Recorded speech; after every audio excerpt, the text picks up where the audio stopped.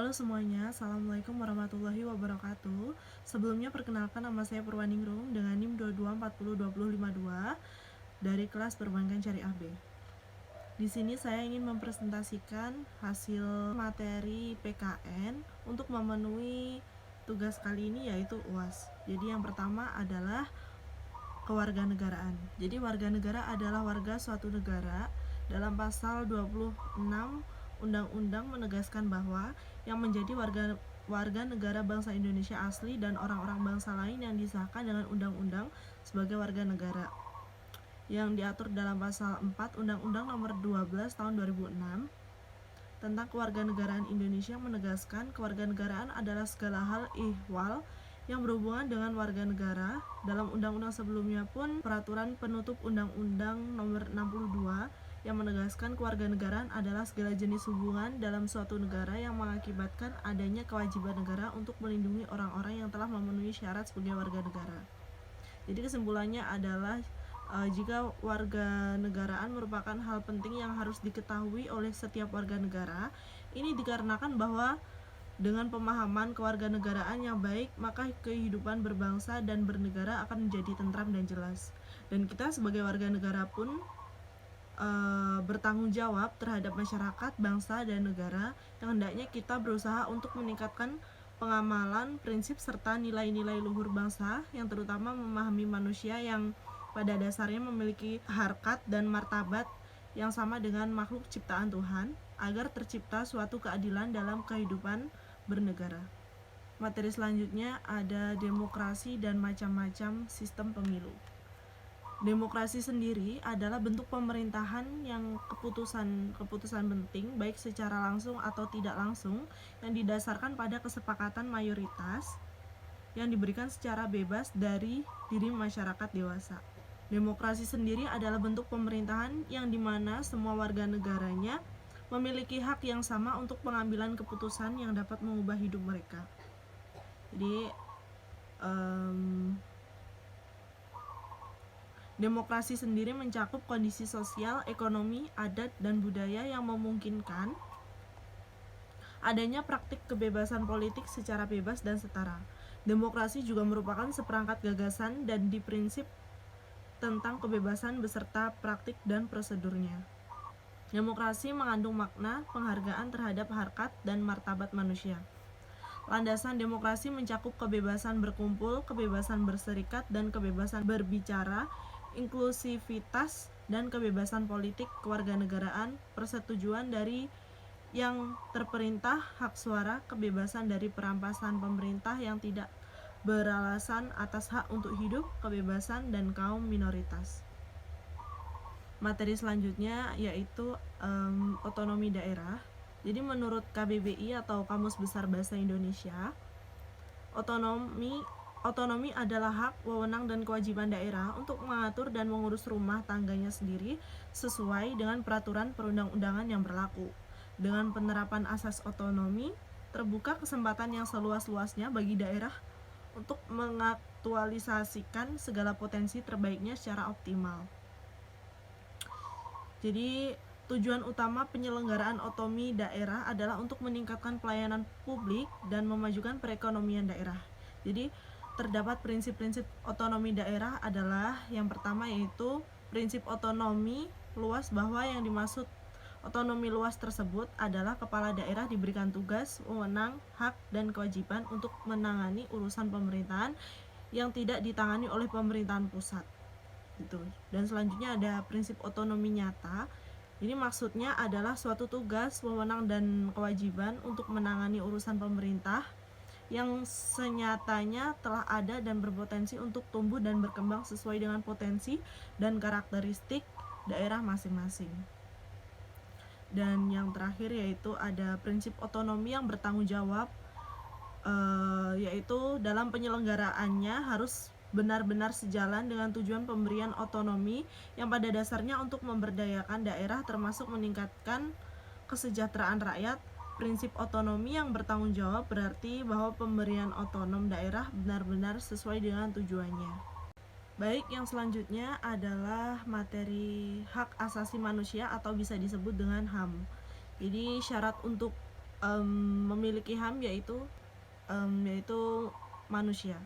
Secara historis terjadi perubahan HAM secara konseptual maupun HAM sebagai suatu aturan yang dikeluarkan oleh negara yang mempunyai kekuatan mengikat dan memaksa. Secara konseptual terdapat dua paham berkenaan dengan HAM, yaitu universalisme dan partikularisme. Kedua konsep ini cenderung ditempatkan secara diametral.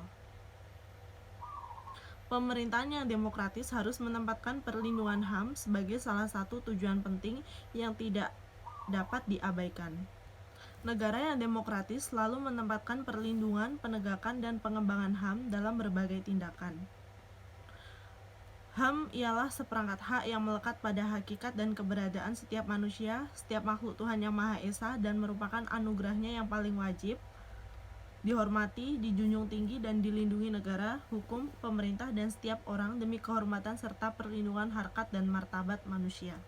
Dalam kehidupan bernegara, HAM diatur dan dilindungi oleh Perundang-undangan Republik Indonesia, yang dimana setiap bentuk pelanggaran HAM, baik yang dilakukan oleh seseorang atau kelompok, atau suatu instansi, atau bahkan suatu negara yang akan diadili dalam pelaksanaan peradilan HAM, pengadilan HAM menempuh proses pengadilan melalui hukum acara peradilan HAM sebagaimana terdapat dalam Undang-Undang Pengadilan HAM.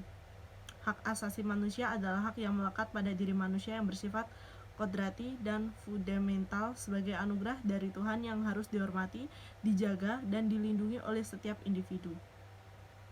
Jadi setiap individu sendiri juga mempunyai keinginan agar HAM-nya terpenuhi. Tapi satu hal yang perlu kita ingat bahwa jangan pernah melanggar atau menindas HAM orang lain. Dalam kehidupan bernegara, HAM diatur dan dilindungi oleh Perundang-undangan Republik Indonesia, yang dimana setiap bentuk pelanggaran HAM, baik yang dilakukan oleh seseorang, kelompok, atau suatu instansi, atau bahkan suatu negara akan diadili dan dipaksakan peradilan HAM. Pengadilan HAM juga menempuh proses pengadilan melalui hukum secara peradilan HAM sebagaimana terdapat dalam Undang-Undang Peradilan HAM. Next, materi selanjutnya yaitu masyarakat madani. Apa itu?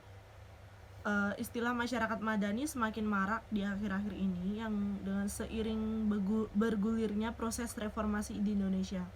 Proses ini ditandai dengan munculnya tuntunan kaum reformis untuk mengganti Orde Baru yang berusaha mempertahankan tatanan masyarakat yang status quo menjadi tatanan masyarakat yang madani. Namun demikian, mewujudkan masyarakat madani tidaklah semudah membalikan telapak tangan. Jadi membentuk masyarakat madani memerlukan proses panjang dan waktu serta menuntut komitmen masing-masing warga bangsa ini untuk mereformasi diri secara total dan konsisten dalam suatu perjuangan yang gigih. Masyarakat madani pun berasal dari bahasa Inggris yaitu civil society. Kata civil society sebenarnya berasal dari bahasa Latin yaitu civitas Dei yang artinya kota ilahi dan society yang berarti masyarakat. Dari kata civil artinya membentuk kata civilization yang berarti peradaban. Baik, materi yang terakhir yaitu integritas dan korupsi. Jadi integritas sendiri adalah konsistensi dan keteguhan yang takkan tergoyahkan dalam menjunjung tinggi nilai-nilai luhur dan keyakinan. Dalam etika, integritas diartikan sebagai kejujuran dan kebenaran atau ketepatan diri dari tindakan seseorang. Integritas atau keaslian merupakan kejujuran dalam berbicara tentang kebenaran, tetapi secara lebih luas lagi. Seperti seorang pemimpin yang mempunyai integritas akan mendapatkan kepercayaan dari para pegawainya. Mereka diakui sebagai orang yang jujur, dapat dipercaya, serta menjadi inspirasi bagi orang lain dalam berbagai hal. Dalam pengertian sosial, korupsi dikaitkan dengan penggelapan uang atau milik pemerintah atau kantor, dan penerima suap sehubungan dengan jabatan atau pekerjaan meskipun secara hukum tidak persis sama. Dari segi hukum sendiri banyak syarat atau faktor yang harus dipenuhi agar suatu perbuatan dapat digolongkan sebagai salah satu tindakan pidana korupsi yang ditetapkan dalam undang-undang. Jadi istilah korupsi berasal dari kata Latin yaitu corruptio atau corruptus yang telah disalin ke dalam beberapa bahasa, misalnya dalam bahasa Inggris menjadi corruption atau korupsi, dalam bahasa Perancis menjadi corruptio, dan dalam bahasa Belanda diartikan korupsi. Kata korupsi mungkin berasal dari bahasa Belanda yang berasal dari bahasa Indonesia. Korupsi juga dalam bahasa Belanda berarti korupsi atau penyuapan. Secara harfiah, istilah tersebut berarti segala macam perbuatan buruk seperti yang dikatakan Andi. Sekian video presentasi saya kali ini. Apabila ada kesalahan saya mohon maaf. Wassalamualaikum warahmatullahi wabarakatuh.